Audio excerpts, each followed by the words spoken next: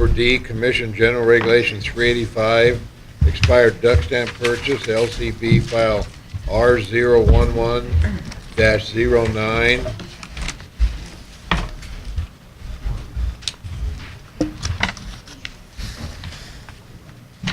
Maureen Hullinger, Nevada Department of Wildlife. I'm here to workshop CGR 385 LCB R011-10, the duck stamp regulation.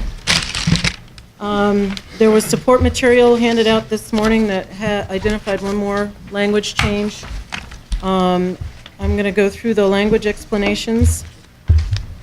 In Section 1, subsection 1A, that identifies the fee for the unexpired duck stamps at $10. That's what you pay for your stamp when you go in the field. Section 1, subsection 1B, this gets into the expired stamps.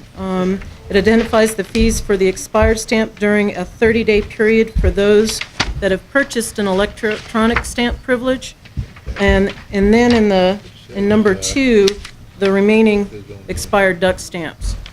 There is a language update in the subsection 1. I would like to add in the first line, clarifying language, making it specific, because the intent of this regulation in the first place was that if you had the electronic privilege, you could come back at no fee and pick up a physical stamp. Maureen? Yes. Excuse me, we got a point of order. My agenda, and I read it as file number R011-09, and my support material has R011-10. It's 10 when you look at the LCB version of the regulation. I got on the agenda 09. That's okay. This Is gives that fair, okay? It gives fair notice to the public what's going to be talked Okay. about. We're okay. So we're doing on 10, right? Yes, it's. Okay. I think that's just their numbering system, so they can keep it straight Okay. as Thank to when you. it came in. Just wanted to clarify, because I didn't have That's anything fine. that said 09 on it. Go ahead. I was discussing a language update to section 1, subsection 1, B1, their numbering system.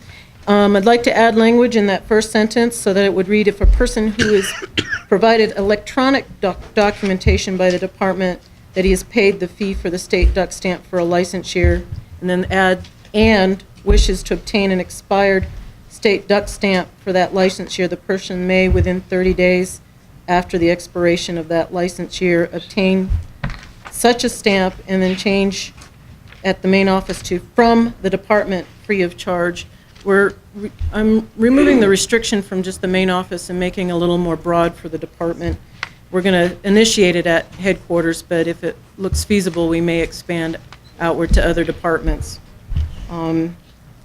In Section 1, subsection 2, that discusses the mint stock and the definition that moved from policy up into regulation now.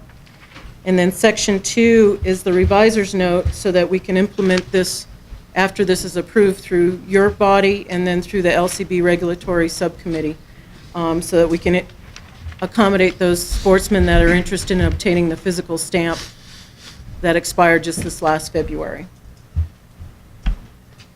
Anybody have any questions? I like that you changed it to, and get it any end-all office now, right? Yeah, it's broad enough. We're going to implement it at headquarters, though. That's where our expired stamp stock is now and historically has been, because we have to maintain it for 3 years because of the collector's benefit there. And if we can have the ability to expand it if it looks like it is worthwhile doing so. It's broad.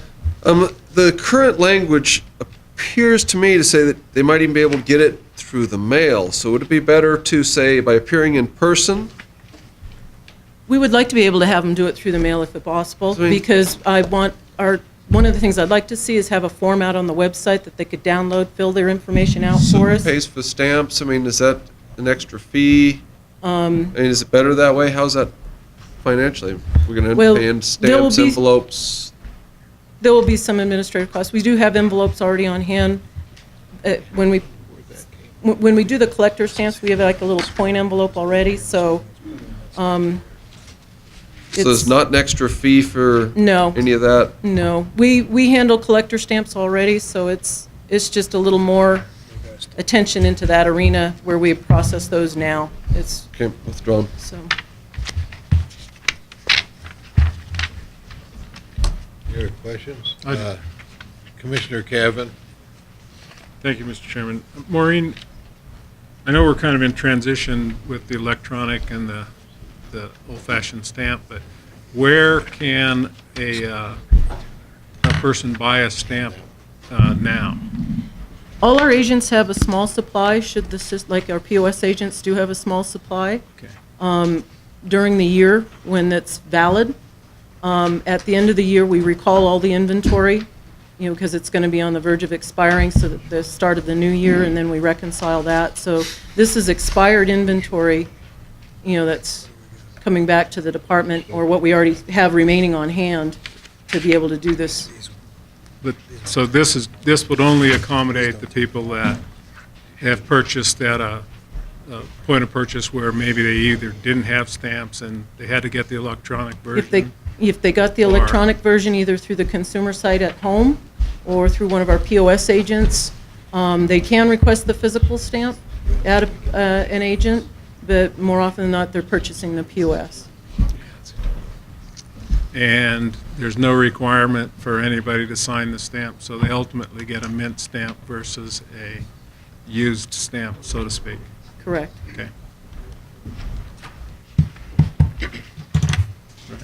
Any other questions of Maureen? If not, thank you. Thank you. It's just an information item. We'll bring it back. Why don't we take just a 5-minute break for a minute here?